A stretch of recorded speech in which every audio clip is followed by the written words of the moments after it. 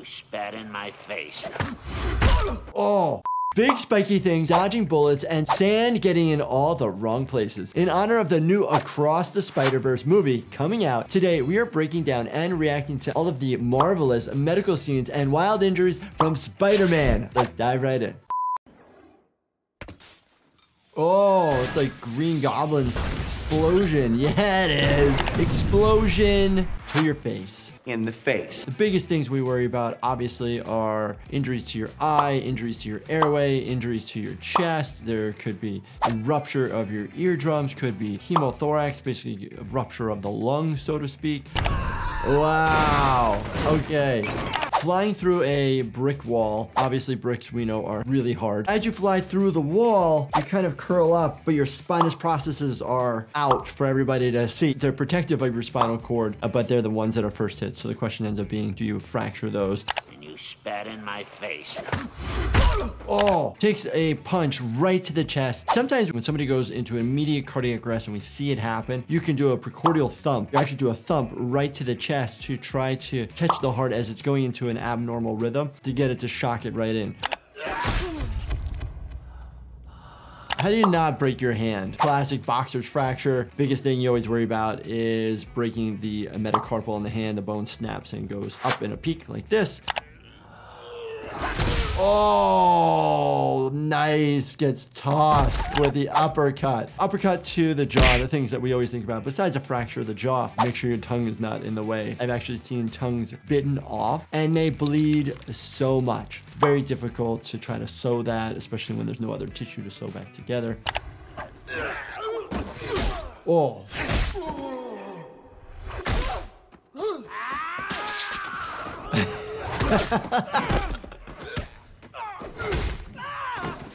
Taking a lot of hits, and there's minimal amount of significant damage to actually his face. I wonder afterwards if he was a mere mortal, the amount of swelling that would actually go on. I've seen people come to the emergency department where their eyes are actually swollen shut from the amount of trauma that they've actually taken to the face. Oh, so a brick wall falling down on you would probably kill most people, if not significantly cause a lot of trauma. Unfortunately, we see these types of injuries in, like, say, earthquakes, different types of things that can cause a building to basically collapse. At least a little dazed. People get hit in the head. You get this dazed and confused kind of feeling where you're like, whoa. It's because you got your bell rung. It's the same if you just get punched in the head. It's just because everything gets shaken up, moves around in there. Getting hit in the abdomen. In the medical world, it's called your epigastric area, and it's multiple different quadrants that we actually refer to. If there's enough trauma to that epigastric area, you can cause pancreatitis, hematoma to your duodenum. You can cause different types of internal bleeding. So those are the things that we actually look for. Godspeed, Spider-Man. Oh, Spider-Man has a little bleeding to his face. You can see a small cut that is there. Sometimes the small cut that little will actually use a type of medical glue. Oh, Spidey sense knows. Oh. Oh. Impaled into the pelvis. Depending on where in the pelvis, it actually can bleed a significant amount. Because your aorta that goes down through the abdomen, it actually splits after your kidneys and goes down, headed towards each leg. The likelihood that blood will come out of your mouth that fast is unlikely. Blood coming out of your mouth either needs to come from your airway or it needs to come from your intestines via your stomach. Oh! Explosion right to his chest. We always worry about breaking ribs, injuring your lungs, injuring the heart. You can transect the aorta with a lot of trauma. You can cause the heart to be stunned so it doesn't beat. And then obviously you can cause a compressive force injury to the lungs where they collapse. Wow, cool. Some of these could be gunshot wounds or lasers. We haven't gotten to the realm where normal civilians are using lasers to injure each other. The only time we worry about like lasers are like those red laser pens that can injure somebody's eye if you actually try to shine it too much. Drone injuries could actually be a thing now, mostly from the propellers. We used to see a lot of injuries where people would have injuries and lacerations due to electrical flying airplanes with really big propellers. But now we have more access to these drones, and the same thing could happen if somebody's trying to catch their drone. They can actually hurt themselves and lacerate or amputate a finger.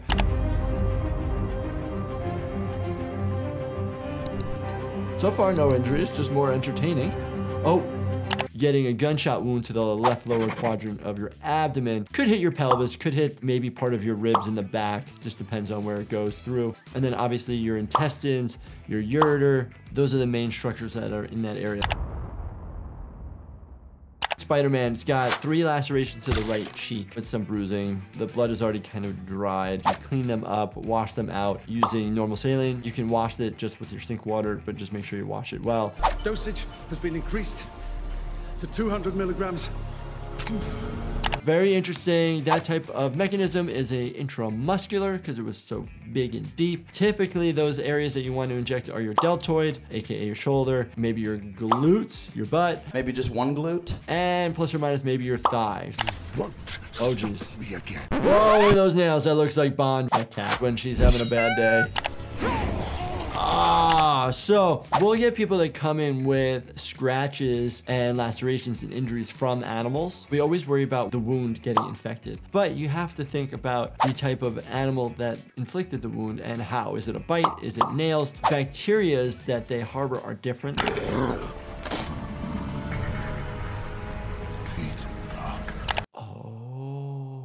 Trying to get that footage. You better bring me some pictures of Spider-Man! Don't typically see too many lizard injuries. I do know that there are some venomous lizards out there in the world, or types of reptiles, so be careful.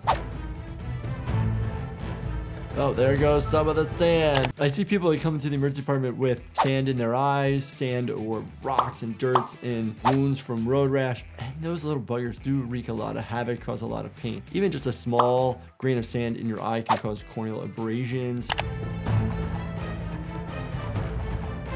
Half his head is gone. There's not even a brain there. Half your brain is gone. The likelihood of you functioning is pretty darn low. But people can survive with missing a lot of brain tissue, surprisingly. Oh, Spider-Man would definitely have just snapped his neck and had a high possible cervical injury and maybe a skull fracture. Nice, super cool. Soft tissue of the face just came right off, but it was just sand. In that area, you have some pretty important arteries and nerves, so it would hurt and bleed a lot. I love Spider-Man movies. A lot of fun to watch. And there's been so many Spider-Mans over the years. I want to know in the comments, who's your favorite version of Spider-Man? And if you guys enjoyed this, definitely check out this playlist right here and binge watch it all. Make sure you subscribe, turn your bell notifications on, and hit that like button for me. Thank you so much for watching, and stay healthy, my friends.